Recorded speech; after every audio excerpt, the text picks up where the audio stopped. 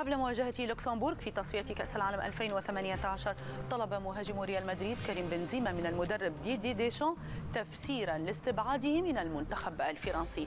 نجم ريال مدريد وصف قرار المدرب ديشان بالقاسي وغير العادل، وصرح بنزيما لإحدى الإذاعات الفرنسية بأنه يود إجراء نقاش مع المدرب لمعرفة ما إذا كان الأمر يتعلق بالفضيحة الأخلاقية أو بأي شيء آخر، مضيفا أن استبعاده أمر صعب عليه، خصوصا وأنه يلعب في نادي كبير مثل ريال مدريد.